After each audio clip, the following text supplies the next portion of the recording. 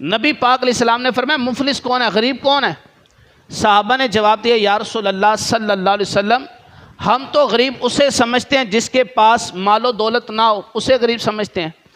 نبی پاک علیہ السلام نے فرمایا میری امت کا مفلس وہ ہوگا قیامت والے دن اس کے نامہ اعمال میں نمازوں کی ثواب، نمازوں کا ثواب، نیکیاں، صدقہ و خیرات کا ثواب، نوافل کا ثواب، قرآن کی تلاوت کا ثواب، اتنی نیکیاں پہاڑوں کے برابر اس کے پاس نیکیاں ہوں گی۔ لیکن اس کا جرم بھلا کیا ہوگا؟ اس نے دنیا میں کسی کو اذیت دی ہوگی، کسی کو تکلیف دی ہوگی، کسی کو گالی دی ہوگی، کسی کی دل آزاری کی ہوگی، کسی کو مارا ہوگا، کسی کا قتل کیا ہوگا، کسی کو لوٹا ہوگا۔ فرمایا قیامت والے دن پہاڑوں کے برابر نیکیاں لے کر آنے والا شخص، اس کے سامنے اللہ کی بارگاہ میں کچھ لوگ آئیں گے یا اللہ اس نے دنیا میں ہم پر ظلم کیا تھا۔ اللہ تعالیٰ فرمائے گا کہ ظلم کیا تھا اب کیا کرنا ہے؟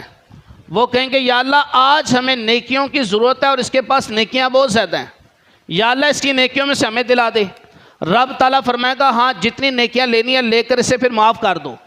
اب اسے جتنی نیکیوں کی ضرورت ہوگی وہ لے لے گا اور اسے کہے گا میں نے معاف کیا۔ دوسرا بندہ آئے گا کہے گا یا اللہ اس نے دنیا میں مجھ پہ فلاں ظلم کیا تھا۔ رب فرمائے گا اب کیا چاہیے؟ وہ کہے گا یا اللہ میرے پر نیکیاں کام ہے، اس کی نیکیاں دلوا دے۔ اب ایک ایک مظلوم جس پر ہم نے جب بھی دنیا میں کوئی ظلم کیا ہوگا نا، قیامت والے دن وہ آئے گا اور آ کر کہے گا یا اللہ اس نے مجھ پر ظلم کیا تھا، آج اس کی نیکیاں مجھے دلا دے، آج اس کی نیکیاں۔ یہاں تک کہ نبی پاک علیہ السلام نے فرمایا اگر اس بندے کی نیکیاں ختم ہو گئی نا تو مظلوم اگر باقی رہ گئی تو مظلوموں کے گناہ اس کے سر پہ ڈالے جائیں گے۔ نبی پاک علیہ السلام نے فرمایا یہ میری امت کا مفلس شخص ہوگا کہ جس کے پاس قیامت والے دن نیکیاں تھیں لیکن ساری نیکیوں سے خالی ہو گیا۔ آج بڑے بڑے نمازی، بڑے بڑے پرہیزگار، بڑے بڑے نیک نظر آنے والے لوگ اپنے اعمال پر غور کریں کہ میری زبان سے، میری آنکھوں کے دیکھنے سے، میرے ہاتھ سے، میرے پاؤں سے کیا کسی کو تکلیف تو نہیں ہو رہی؟ کیا میں کسی کا مال لے کر تو نہیں کھا رہا؟ کیا میں نے قرضہ لیا تو قرضہ لے کر جناب اب مکر گیا ہوں، دینے کا نام نہیں لے رہا، میں کہتا ہوں جناب دینا ہی نہیں ہے؟ کیا میں نے کسی کو گالی تو نہیں دی؟ کیا میں نے کسی کی دل آزاری تو نہیں کی؟ اگر اس طرح کا معاملہ ہے تو یار جب ہم جنازے میں اعلان کرتے ہیں نا تو کوئی لین دین کا معاملہ ہو، کوئی جناب حقوق العباد کی حق تلفی ہے تو معاف کر دو۔ آج دنیا میں اللہ نے موقع دیا، معافی مانگ لیجئے۔